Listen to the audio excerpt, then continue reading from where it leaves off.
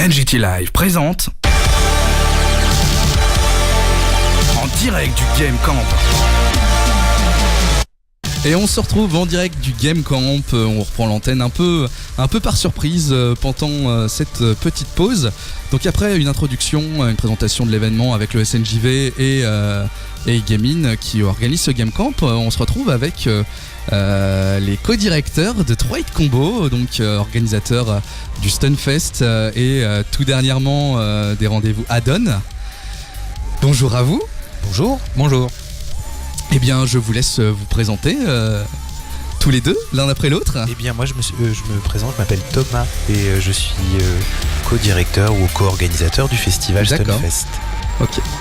Et Emeric. Donc, je travaille effectivement sur l'asso, je vais le dire à l'envers, 3-Hit Combo qui œuvre à l'année autour des pratiques vidéoludiques, plutôt en allant chercher du côté des choses singulières, inhabituelles, et sur le festival Stunfest, qui est peut-être la partie la plus connue du public au large. Oui, parce que en dehors du Stunfest, vous avez pas mal d'activités en dehors pour avoir pu me rendre à Add-on et du coup un peu plus connaître les activités de 3-Hit Combo. Est-ce que vous pouvez nous en parler un peu plus? Quelles sont les activités que propose 3-Hit Combo en dehors du Stunfest? Activité / service. Il y a des choses que l'on propose nous de notre fête.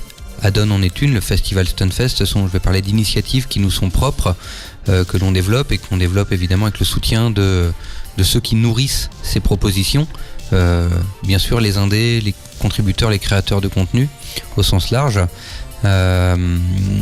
Mais à l'année, on rend un certain nombre de services en termes de conseils, d'accompagnement auprès de structures qui nous sollicitent pour diffuser du jeu vidéo au sens large. Ça va du simple geste de mettre à disposition une machine de jeu, mais pas avec n'importe quel jeu dessus, c'est pas tant la machine qui nous importe que le jeu mis à dispo, ou aller sur des temps d'éducation et de formation autour du jeu vidéo avec des scolaires mais aussi avec des professionnels pour les amener à utiliser du jeu vidéo intelligemment, je vais le dire ainsi, en passant par quantité d'animation, je vais le dire ainsi, mais pas au sens kermesse animation, mais là encore amener des formes de jeux vidéo alternatives, différentes, des réponses sur mesure. Mettre de la lumière sur des choses qui sont pas forcément connues, justement.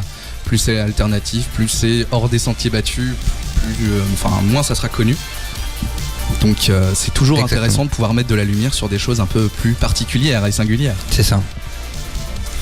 Donc vous travaillez avec d'autres associations, j'avais presque envie de rajouter le / ressources aussi.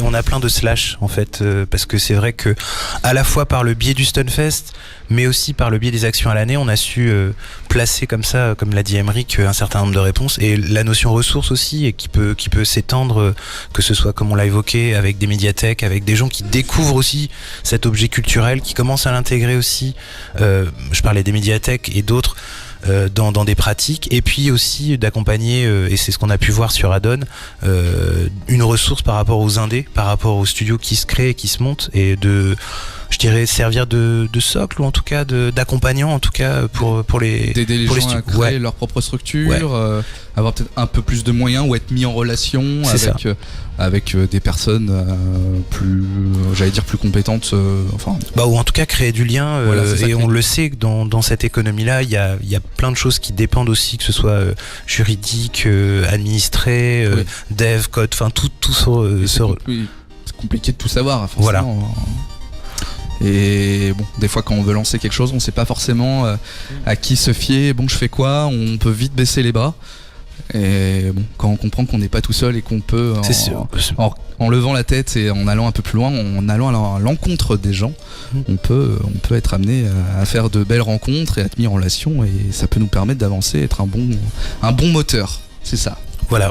En tout cas, allez, pour compléter la réponse sur la manière dont on peut se positionner par rapport à d'autres structures qui pourraient accompagner, être ressources pour le jeu vidéo, je pense aux clusters régionaux. On est sur le Game Camp France et un certain nombre d'entre eux sont là, et le Game Camp est organisé en partie par Gaming. C'en est la parfaite illustration. Cependant, on n'est pas un cluster, et pourtant des studios, des indés, des créatifs se tournent vers nous comme ressources. Je crois qu'on vient en complément, et les clusters viennent en complément de nous.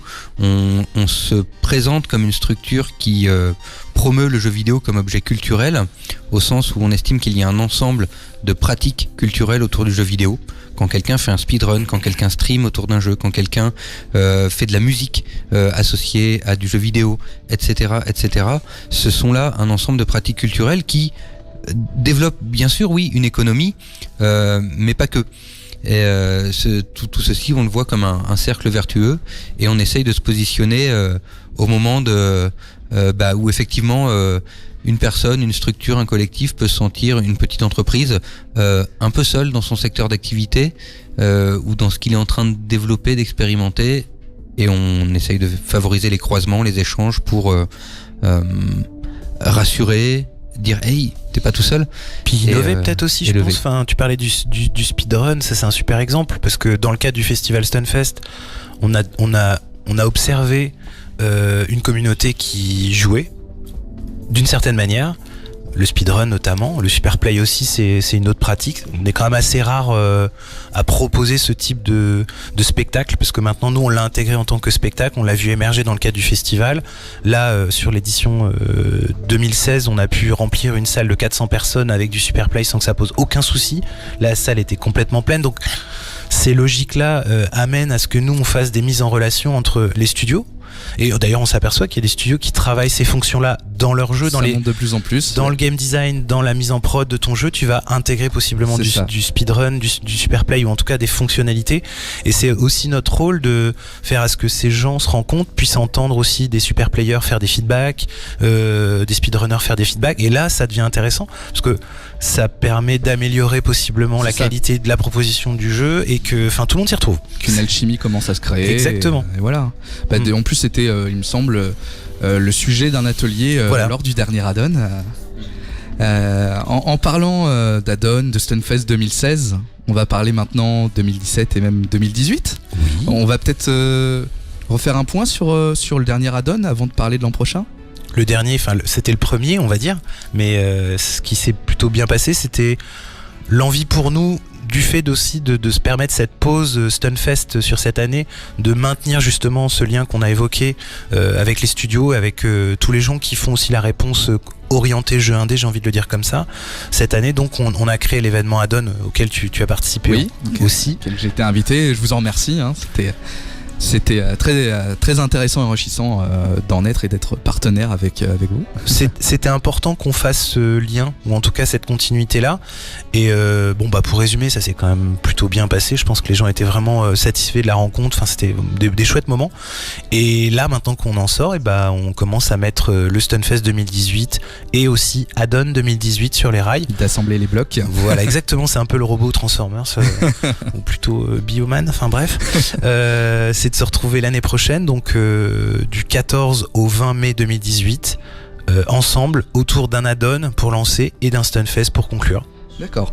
Et donc ça sera du 14 au 20 mai 2018 pour le Stunfest, et en même temps, en parallèle, Add-on, les rencontres de la création et du développement vidéoludique, du 15 au 17 mai. C'est ça.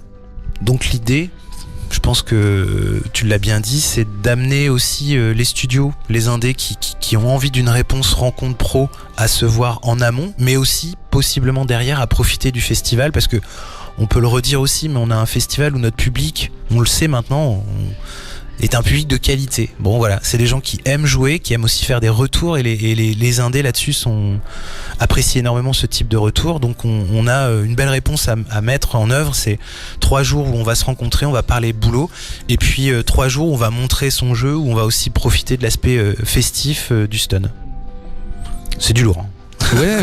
Oui, une grosse semaine. Ça a pu surprendre une partie de nos festivaliers publics Festival Stunfest quand on a communiqué sur des dates du 14 au 20 mai, à savoir une semaine complète, ce qui n'est pas nouveau en soi. Ça fait quelques années qu'il se passe des choses sur une semaine à Rennes. Cependant, dans la tête des uns et des autres, le Stunfest, c'est 3 jours dans une grande salle de spectacle, vendredi, samedi, dimanche. Les gens ont une idée assez... Parfois un peu préconçu des événements, voilà, c'est telle date, c'est fini, on s'en va, point barre. Alors qu'en 2016, il y avait effectivement déjà une journée pro le jeudi et des petites propositions ici et là dans la ville les soirs en semaine avant, mais que l'on mettait en second plan. Et là, on choisit d'affirmer haut et fort qu'il y a une semaine de festival à Rennes consacrée aux cultures vidéoludiques, au sein desquels il y aura des temps pour les professionnels, des temps pour les pratiques amateurs, des temps pour du public curieux qui vient voir ce qui se passe là, mais on invite les gens à venir une semaine à Rennes. En tout cas, c'est sûr que certains passionnés, comme vous parliez d'un public de qualité, d'un public d'acharnés, de passionnés en fait, donc il y aura bien des personnes ultra motivées pour rester là toute la semaine. Certains ont déjà réservé leur piole, je crois, pour sérieusement, pour 2018. Ouais. Les gens ont compris que ça c'est cool aussi de travailler cet aspect-là, parce que Aymeric l'a bien dit, faut savoir que le Stunfest au début c'était samedi-dimanche, puis on a rajouté un vendredi parce qu'on savait qu'il y avait aussi des gens qui voulaient venir le vendredi. Là on s'étend sur cette semaine et c'est bon de savoir que oui, des gens préparent et prévoient de passer la semaine entière à Rennes, ce qui semble logique, en amont du pro, et puis fin de semaine festif. Ça me semble être plutôt intéressant comme proposition. Et en dehors des dates, vous avez c'est peut-être un peu qu'est-ce qu'on prévoit un peu en amont, ouais, vous avez déjà des idées, il y a déjà des thèmes qui ressortent En termes de on restera toujours quand même sur ces socles qu'on connaît bien, c'est-à-dire historiquement il y a évidemment du sport électronique, la zone indé, et ça d'ailleurs ce sera l'occasion dès septembre de pouvoir soumettre aussi son jeu pour pouvoir participer au Stun 2018, et puis encore du Superplay, des concerts. Enfin, on va rester sur, je dirais, à peu près ce qu'on sait faire, c'est-à-dire de proposer des formes Superplay, speedrun. Il pourrait presque y avoir aussi des let's play un peu cinéma. On en avait tenté un peu l'expérience. En tout cas, on a une semaine pour déployer tout ce qu'on sait déjà faire. La prog est évidemment pas vissée. Mais elle va l'être là au fur et à mesure dans les 6 prochains mois. J'ose espérer qu'on sache un peu où on va. L'ADN va rester le même. On s'est donné une année de pause pour pouvoir se permettre de repenser et reconfigurer la manière dont on montre les choses dans l'espace et dans le temps. La temporalité de la semaine, vraiment, j'insiste, et les espaces que l'on peut occuper, parce que tu as pu le voir sur Adon, notamment le fait d'investir un collectif artistique qui réside dans une ancienne usine. C'est pas la même chose qu'être dans une salle anonyme éclairée par des néons. On sait investir des temps et des lieux inhabituels sur le Stunfest. Plusieurs fois on nous a dit il faut le voir pour le croire, il faut venir sur le Stunfest pour se rendre compte de quoi il s'agit. Oui. Et si ce n'est pas dévoiler un élément de prog, c'est dire que l'on va essayer sur 2018 d'aller sur des propositions toujours plus... c'est pas tant c'est un pas de côté. Comment on fait un pas de côté par rapport aux autres propositions autour du jeu vidéo, en France notamment, mais dans le reste du monde, et dire qu'on est d'insister sur la notion de festival, de programmation, et de dire aux gens faites-nous confiance, vous aurez de belles surprises.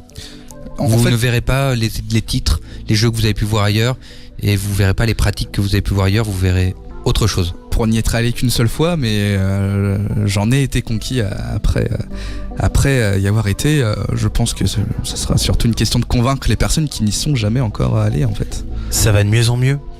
Les gens se laissent aussi, et c'est ça aussi qui fait qu'on a travaillé à ça, je pense tous ici, ne serait-ce que dans cette rencontre et dans d'autres, à convaincre aussi que cet objet culturel il pouvait être partagé. Enfin, on a de plus en plus de publics qui sont plus des passionnés, mais juste des gens qui ont simplement tenu une manette quand ils étaient gamins et qui se retrouvent là à être papa ou maman et qui se disent mais attends, c'est peut-être l'occasion de transmettre, de montrer.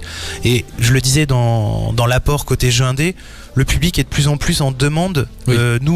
Tu nous posais la question qu'est-ce que vous faites à l'année ?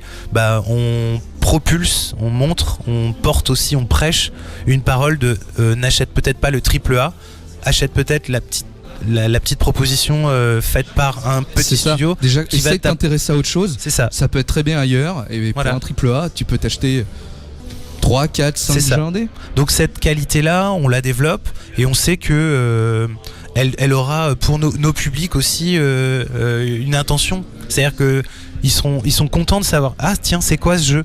Où est-ce que je peux l'acheter ? C'est ça. Mais c'est quoi ? C'est un vieux jeu ? Non, mais c'est récent. Voilà. C'est un débat qui revient tout le temps en fréquentant différents créateurs de jeux vidéo. Et je crois que oui, ça va être une bataille pendant un bon paquet de temps pour convaincre. Ça va de mieux en mieux. Pour en parler aux gens, et c'est ça va en s'améliorant. Je l'ai vu à la DreamHack à Tours. Voilà, c'est ça, les gens venaient en famille. Je m'attendais à ce que ce soit surtout les plus jeunes personnes qui sont intéressées par le jeu. Ah non, c'est le papa qui a décidé de venir avec toute sa famille. et voilà, bon, les enfants étaient quand même intéressés par le jeu vidéo, mais c'est le papa qui a pris la décision de venir.